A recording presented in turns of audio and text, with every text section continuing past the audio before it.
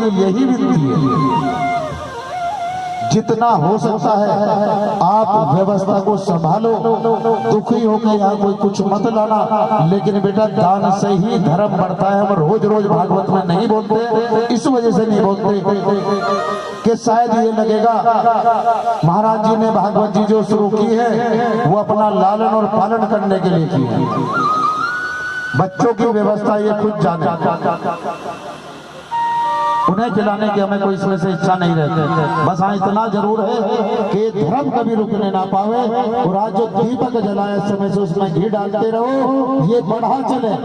कल आपको भी गर्व होगा कि जो महाराज जी आज वहां दिखाई दे रहे हैं और धर्म का झंडा हाथ में लिए चले, निडर हो गए, जो ना डरने मरने से डरते हैं और ना किसी भी चीज से डरते हैं।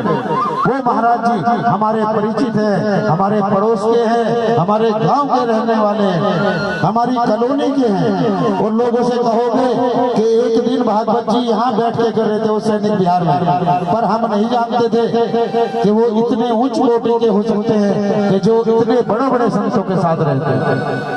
ये हमारे मन की इच्छा थी कि भागवत जी हम यहाँ पे भी करेंगे और तुच्छ प्राणी बन के करेंगे, ऐसे दास बन के करेंगे कि शायद ये अंदाजा भी ना कर पाए कि ये कहाँ कहाँ जाते होंगे, कैसे महाराज होंगे। महाराज जी भी 2 ही शिष्य बुलाए हमने अपने, वो भी ज्यादा प्रेरणा करने पे। बेटा हाथ उठा के दिखा दो एक बार, हाथ उठाओ। ये हमारे शिष्य हैं। अभी जो बाइक पे आ रहे हैं वो हमारे शिष्य, जो आते हैं वो दूसरे। ये किसी की आप उम्र पे मत जाओ, आपके बच्चे को भी बोध हो सकता है, ज्ञान हो सकता है, प्रभु कृपा हो सकती है। उम्र से कुछ नहीं होता।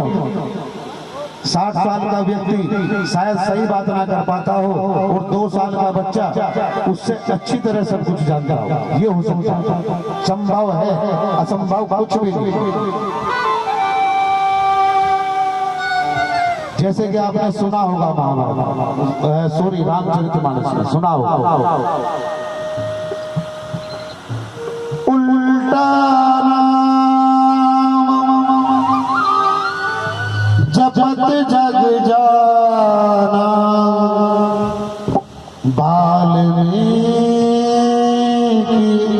भय ब्रह्म समाना।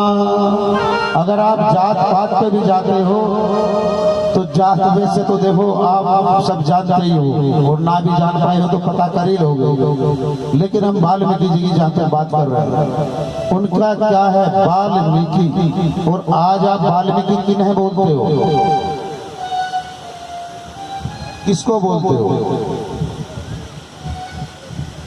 वाल्मीकि आप बोलते हो जो आपके घर से कूड़ा करकट उठा के लेके जा रहे हैं, आपको स्वच्छ करके जा रहे हैं। वो कहीं गुना आपसे बड़े हैं। हम गंद फैला सकते हैं लेकिन वो सफाई करते हैं, ये भी समझ लेना। वो वाल्मीकि थे जिन्होंने रामचरितमानस लिख दिया। और अनपढ़ अगर आज आप नई स्तर से भी उन्हें वाल्मीकि बोल रहे हो, चलो हम तुम्हारी भी पुष्टि कर देंगे उस बात की, तो फिर आपने उन्हें वाल्मीकि ही नाम क्यों दिया? क्या आप नहीं जानते वाल्मीकि जी कौन थे? वाल्मीकि ब्रह्म समाना थे, भगवान के समाना थे, और भगवान की ही कृपा से रामचरितमानस लिख दिया था। वो भी हमारे से बड़े हैं, छोटे नहीं है। जिन्हें आप बड़ा समझते हो वो छोटे हैं, और जो छोटा समझते हो वो आपसे कहीं गुना बड़ा। ये सदा ध्यान रखना। इस संसार की रीति और नियम परम पिता परमेश्वर के विपरीत हैं, सब उलट पलट है। अगर एक शब्द बोल दें, जैसे कि आप जान लो किसी ने आपको कहा अरे बहन, अरे भाई, आप तो बहुत अकलमंद हो, तो कैसा लगेगा? खुशी होगी ना? खुशी होगी ना? पर इतना भी सोच लिया करोगे तुम्हारे मुंह पे ही बोल रहा है कि बहुत बड़े अकलमंद हो, तुम्हारे में है ही नहीं है कल। खुश हो रहे, वो क्या बोल रहा है? अरे आप तो बहुत अकलमंद हो। ट्यूनिंग चेंज देख लो, लेकिन मुस्कुरा रहे हैं। पागल कह रहा सामने, मुस्कुरा रहे। और एक तरफ ये बेदिमाग का है। क्या कहा? बेदिमाग। बच्चे क्या बोलते हैं खेल में, कभी आपने सुना है? अबे, हमारे यहाँ की तो भाषा आम है। अबे देख, दिमाग है, बेदिमाग है, बेदिमाग। वहां क्या सोचते हो? ओह, ये इसे जो है कुछ और शब्द संबोधन कर रहा है, जबकि संबोधित आप होली हो पहले। आपको मुंह पे कह के चला गया, आप अकल बंद हो, और वहां बोल रहा है, क्या बोल रहा है? उसे बता रहा है कि इसकी अकल खुली है, ये जानता है सब, वो सीधा बता रहा है, पर हम उल्टे पे खुश हैं। अगर आप दूसरे उसमें भी तुलना करोगे, एक जगह लिखा है अक्षर पे ज्ञानी, क्या लिख दिया? ज्ञानी, और उसी के नीचे लिख दिया अज्ञानी। कौन बड़ा हुआ? कौन बड़ा हुआ? अरे जिसको ज्ञानी बोल दिया, बड़ा सीना चौड़ा कर लिया, मैं तो बहुत बड़ा ज्ञानी हूं। वहां तो लिखा देख ले, जिसको तू छोटा समझ रहा है, मेरे प्यारे दृष्टि मार ले, और अपने जो ये नेत्र हैं इन्हें भी खोल ले, और अपनी मति जो तेरी मारी गई है उसे भी ठहर के सोच ले। वहां लिखा है अज्ञानी, ये तीर से आगे है, पीछे नहीं है। तू तो ज्ञानी है, पर ये अज्ञानी, जो आगे की जानता हो, ये वो है। तू किताब में घुस के उल्टी सीधी चीज पढ़ के बड़ा मन मुक्त हो रहा है, वहीं घुस है। दुनिया हमें अगर गलत बोल रही तो हम हंस रहे हैं, और सत्य बोलते सही बोल रहा तो ऐसा लग रहा है इसने ऐसा क्यों बोल रहा। सत्य सदैव कड़वा हुआ, सत्य सदैव कड़वा हुआ, कड़वा ही लगेगा, लेकिन स्वाद आपको वही देगा। आपका जीवन सत्य ही संवारेगा, और सत्य ही परमपिता परमेश्वर है। वो हर शब्द में आपको बोलते हैं कि देख, तेरी वाणी में मैं हूँ, तेरे शब्दों में मैं हूँ, और सदा तेरे इर्द गिर्द हूँ, पर तू देख नहीं पा रहा है, समझ नहीं पा रहा है। जहाँ ज्ञानी लिखा है बस वहाँ वही है, और जहाँ अज्ञानी लिखा है मैं तेरे साथ ही हूँ। जो लोग तुझे अज्ञानी बोल रहे हैं, तू उनसे दुखी मत हो, खुश हो मन ही मन कि देख, ये मुझे अज्ञानी समझ के ये बोल रहे कि मेरे से आगे, मेरे से आगे भगवान मुझे स्पर्श करा है। जो अकल बंद कह रहा है या अकल मंद कह रहा है, मंद भी अगर कह रहा है तो इसका मतलब धीमी, मंद धीमी, और बंद बोल दिया तो बिल्कुल ताला पड़ा है। वहां खुश मत होया करो कि उसने हमें जो शील्ड दे दी, सोच लिया करो। और सही बात तो ये है बेटा, किसी को आप शब्द नहीं बोलने चाहिए, सदैव प्रेम किया करो, और बस ये बोल दिया करो। कोई किसी के ज्ञान की या किसी भी तरह भक्ति की कोई ये पूछ ले वो कितने बड़े भक्त, भैया हम नहीं जानते, पर जितने भी हैं उसी से काम चल रहा है। हमें ठीक लगे तो ठीक है, हम जा रहे हैं, और अगर गलत लगते तो शायद वहाँ तक नहीं पहुँचे। भगवान ने कितनी कृपा की है वो जाने, पर कुछ तो है वहाँ। ऐसा तो नहीं है कि दुकान सब खाली पड़ी है। खाली दुकान में क्या आप जाके कुछ खरीदोगे? वहाँ से क्या लोगे? शटर लगा के छोड़ दो, सामान अंदर रखो मत।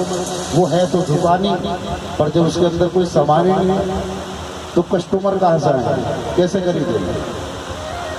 वो भी होना बहुत जरूरी है।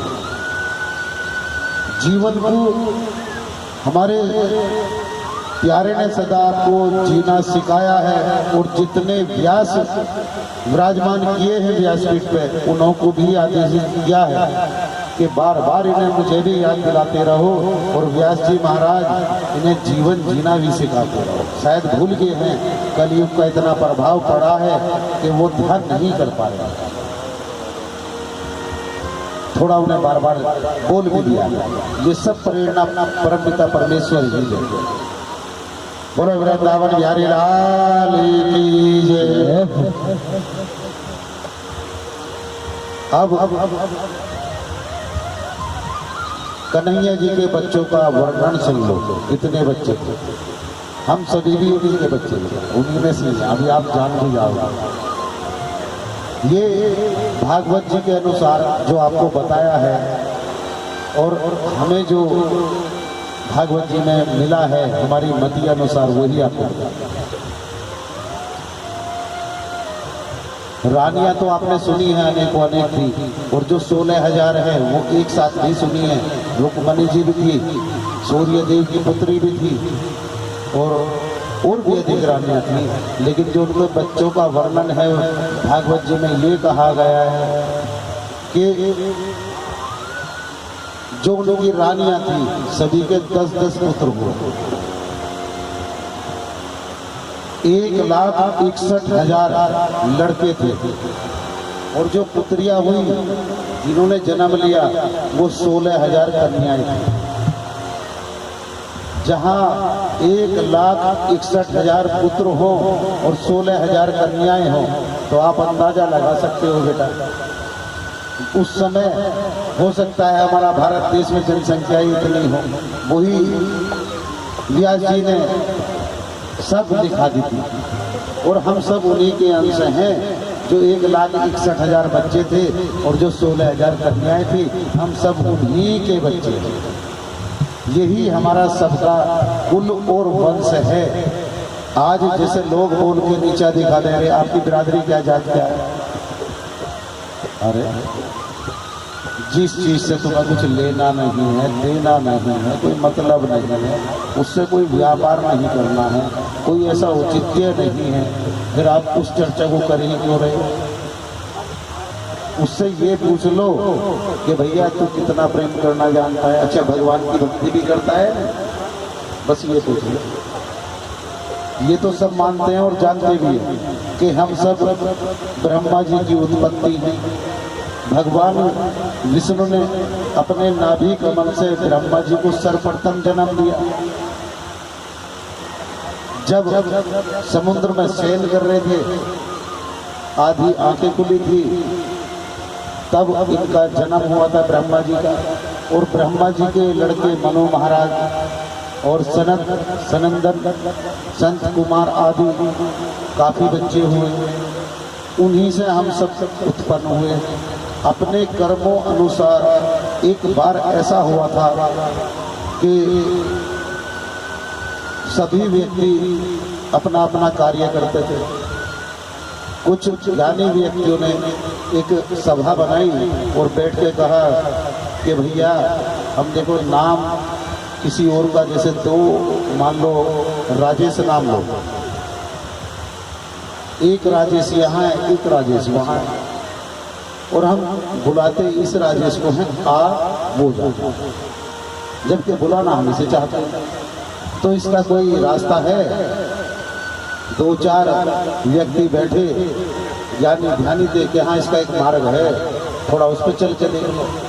उचित अगर होगा तो चलते रहेंगे, अनुचित होगा तो बंद कर देंगे, फिर कुछ और रास्ता मार्ग देखेंगे। बोला क्या है कि जो व्यक्ति जो कार्य कर रहा है, ये राजेश अगर मान लो हल चला रहा है तो एक बना दो किसान की उपाधि।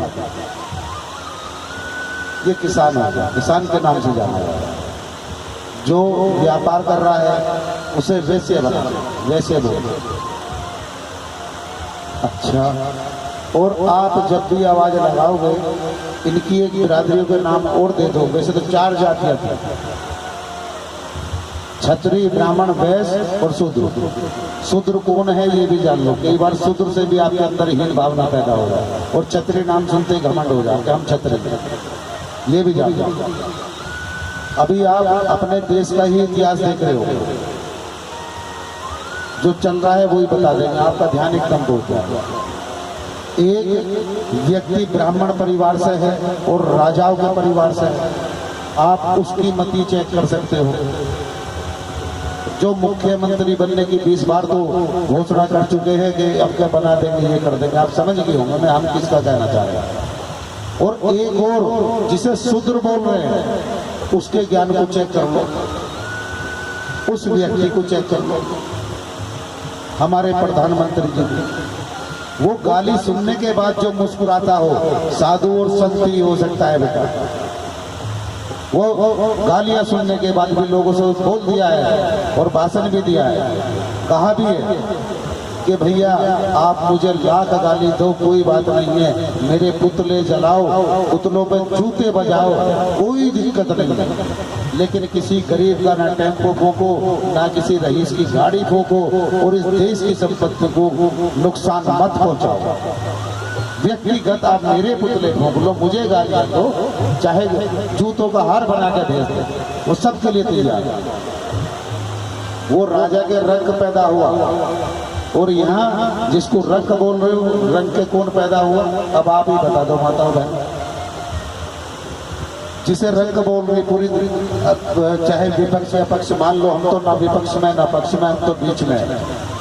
हम ना इधर की, वो हमें कोई राजनीति से लेना देना नहीं देता, ना हम किसी राजनेता के साथ में रहते, और जिसे जानते भी हैं व्यासपीठ से बोल रहे हैं, मुख फेर के निकल जाते हैं, मुख फेर के निकल जाते हैं। हमने कहा नहीं, अरे इससे हमारा क्या लेना देना, ये राजनेता है, राजनीति से हमें कुछ नहीं लेना देना, हमें धर्म से लेना देना। तेरा काम तू कर, हमारा हम करेंगे, और ना हम कभी किसी का प्रचार या प्रसार करते हैं। ये बात आई तो बोल दिया। भागवत जी में ये प्रसंग ना होता तो ना बोल पाता, फिर मैं याद नहीं आती किसी। ये भी ना समझो कि जो आज जिसको आप क्षत्रिय बोल रहे हो, कल उसके शूद्र पैदा हो सकता है, उसके आचार विचार शूद्रों के जैसे हो सकते हैं। जो क्षत्रिय हैं उनके वैश्य भी पैदा हो सकता है, बिजनेसमैन भी पैदा हो सकता है। आप उससे क्या किस बिरादरी से जोड़ोगे? जो बिजनेस कर रहा है क्या कहोगे? वैसी कहोगे कि वैश्य है, बनिया है, यो बनिया, यही तो बोलोगे। और बनिए के जो निडर पैदा हो गया है, वो किसी से डरता ही ना हो, उसे क्या बोलोगे? क्षत्रिय। जबकि जन्म उसने बनिए के घर में लिया है। ये बिरादरी कुछ नहीं है, तुम्हारे आचार विचार जो है वो ही तुम्हारी पहचान है। अगर एक गरीब का बच्चा भी भगवान का भक्त है और सेवा पूजा पाठ करने वाला है, अड़ोसी पड़ोसियों की सेवा करता हो, अच्छी भाषा का इस्तेमाल करता हो, कड़वी कोई बात ना बोलता हो, तो ये समझ लेना कि ये जो है भगवान का भक्त है, ये क्षत्रिय ही है। या जिस बिरादरी के आप हो वही समझ लेना कि ये हमारा है। अगर आप उसे नहीं भी छोड़ पा रहे हो कि मैं कौन हूँ, मैं कौन हूँ, अरे तुम कुछ नहीं हो। एक बार सांस निकल गई, ये रास्ते में आपके शमशान पड़ता है। और शमशान का मतलब भी अगर आप जान लो अर्थ क्या है, शमशान। यहाँ से आगे तेरी हो सकती है शान संसार में जब तक है, लेकिन जब यहाँ पहुँचेगा तो सबके तुल्य होगा, सम होगा, सम एक ही जैसा होगा। राजा भी उसी खटिया पे होगा और रंग भी उसी खटिया पे होगा, जगह भी एक ही होगी। यही तू जलेगा और यही मैं जलूंगा। तो बिरादरी कहाँ रहेगी? ये अहंकार जीते जी। सांस निकली कुछ नहीं बचा। बेटा अगर ताली बजाने का मन हो तो दिल खोल कर बजाया करो, कोई रोक टोक। जयकारा लगाने का मन हो, जयकारा खुल के लगाया करो। भगवान का नाम है, चर्चा है। वहां जाने के बाद कोई नहीं पूछता, वहां जाने के बाद बस एक ही बात पूछते हैं, अरे ये कौन था भैया, कौन से गांव का है? अरे ये वहाँ का है, सैनिक बिहार का। कौन था? अरे वो फला जगह से आकर रहे थे, नाम तो हम नहीं जानते। अरे इसके पीछे तो भीड़ बहुत है यार। बेटा ये जरूर कोई अच्छे परिवार से होगा, संस्कारी परिवार से होगा और भगवान का भक्त होगा। इसीलिए देखो लाइन नहीं टूट रही, इतने लोग जा रहे हैं। जो आपको जानता नहीं वो बोल, और जो आज अहंकार में चूर होकर, अहंकार के मध्य में रह के समाज से कटे हुए, अपनों से दूर भाग रहे हैं, कल जब वही सरसैया होगी तो तुम्हारे पीछे शायद हो सकता है 4 लोग बाधा देते हैं, तो 4 पुत्र ना होंगे तो अगर 2 ही हुए, 2 रिश्तेदार और बाहर से बुलाने पड़ेंगे, आपके भाई का बेटा भी कांदा नहीं देगा। इतनी नफरत आपस में मत रखो। इस नफरत के बीज को बाहर निकाल दो और प्रेम करना सीख लो।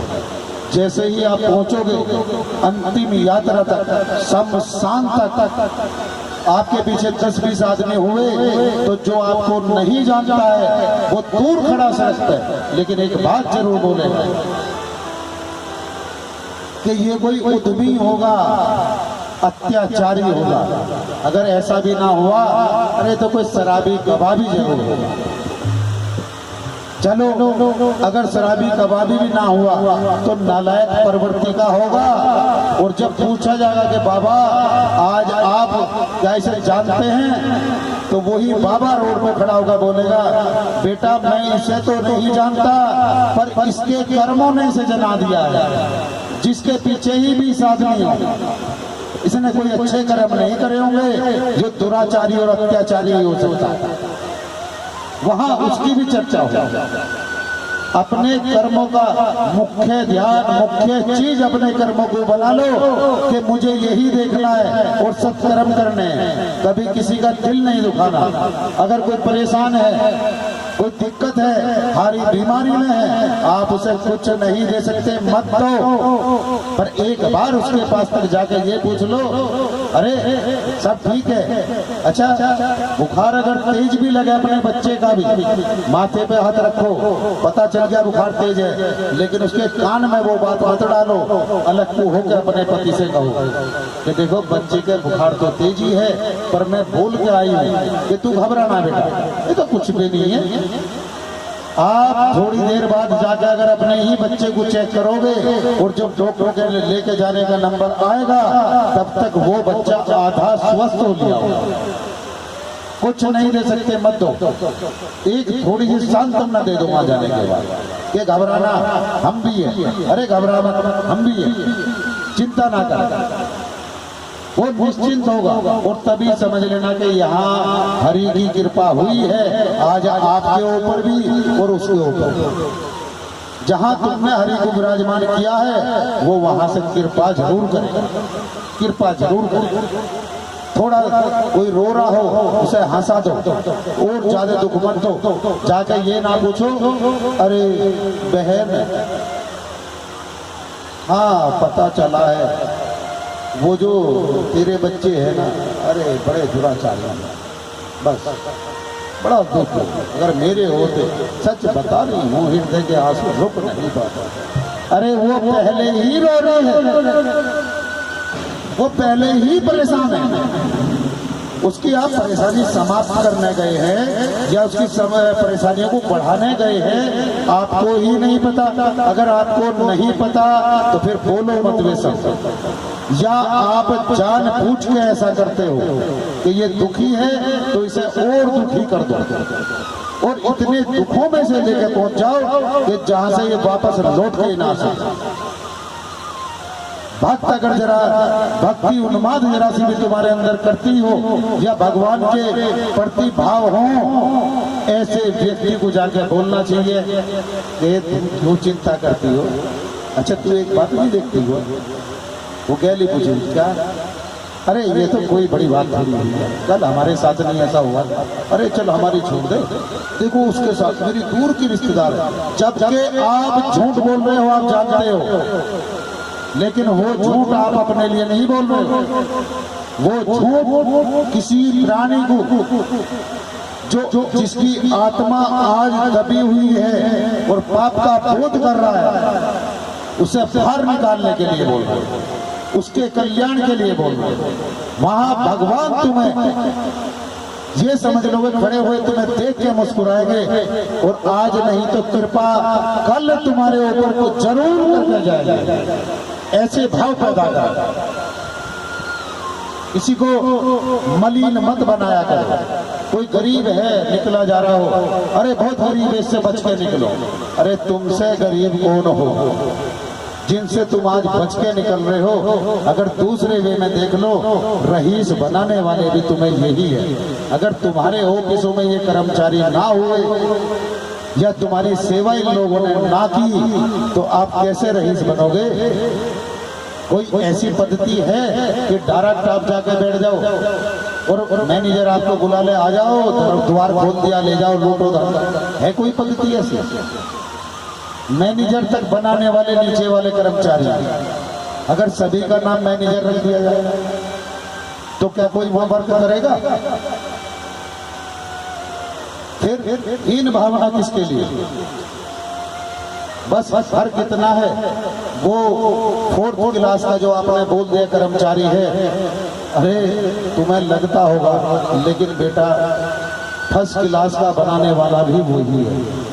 और अगर तुम उसे 4th बोल रहे हो तो मेरे गोविंद की कृपा यहाँ भी चेक कर लो, आप देख सकते हो, वहां भी चेक कर सकते हो। नंबर 1 बड़ा है या नंबर 4 बड़ा है? कौन सा बड़ा है? 4 है, लेकिन तुम्हें नजर नहीं आ रहा है, वहां देख नहीं पा रहे। ये A1 क्लास का है, अरे तेरे में तो A1 क्लास होगी, चलो मान लिया तुम्हारी बात बड़ी है, लेकिन वो तो 4th क्लास का है, 3 क्लास आगे है, तो यहाँ बड़ा कौन हुआ? अगर उस पे जाओगे तो वो 4th क्लास वाला ही बड़ा हुआ। वहां तुम्हें दिखा भी दिया है और गोविंद ने बता भी दिया है कि मनुष्य तू चाहे जितनी बुद्धि लगा ले, इतने ही तू अक्सर उल्टे सूदे बना ले, पर मैं जब लिखवाने पे आऊंगा तो तू ही लिखने वाला होगा और तेरे अंदर विराजमान मैं हूंगा, गिलास भी तेरे से लिखवा दूंगा और देख हंसी भी करा दूंगा और ये भी दिखा दूंगा कि मैं हूं कहां, लेकिन तू समझ जब भी नहीं पाएगा। हर शब्द, हर अक्षर, हर वृक्ष, हर फूल, यहाँ तक के हर धूल जो कण कण है उसमें मेरा गोविंद का वास है, वही ब्रह्म है। जो 5 तत्व बताए गए हैं, 5 प्राण बताए गए हैं, ये उदान अदान तो आप जानो, ये भाषा है संस्कृत की, जिसको आपको पता भी नहीं है उदान में क्या बोला जाए। 5 प्राण है, 5 ही प्राण है और 5 तत्वों का ही शरीर है। और प्राण कौन है? अग्नि, जल, वायु, पृथ्वी और आकाश, यही प्राण है। लेकिन इन प्राणों को बताने में आपको आसानी से पता नहीं चलने देंगे, आपके सामने पढ़ के जाएंगे और प्राणों का नाम तरह तरह का बताएंगे। थोड़ी देर बाद हम भी भागवत जी से आपको वही बताएंगे और तब पूछेंगे कि ये वायु में कौन सा प्राण है, या इन्होंने आपने कभी सुने कि प्राणों के नाम क्या है? जल, वायु, आकाश, पृथ्वी, ये सुना कभी? उदान और ये लो फलाने, कौन कौन से पंडित जी आप बोल दो एक बार, बता दे बेटा।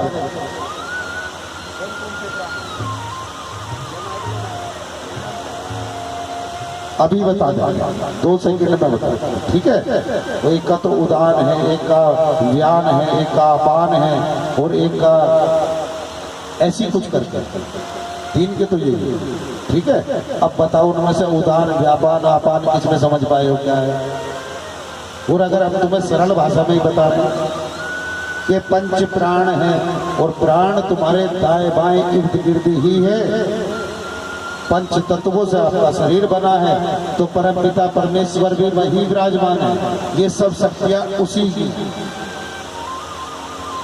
इधर उधर ज्यादा दिमाग ना दौड़ाया करो, ज्यादा भाग दौड़ ना करा करो, बस इतना बोल दिया करो पंडित जी से भी कि पंडित जी सबसे पहले इतनी कृपा जरूर कर दो कि जब आप हवन करो तो कुछ ऐसी चर्चा मेरे हरि के बारे में कर दो, सबसे पहले मेरा मन जो है वो निर्मल हो जाए और तब बैठ के आप खूब हवन करो आनंद में।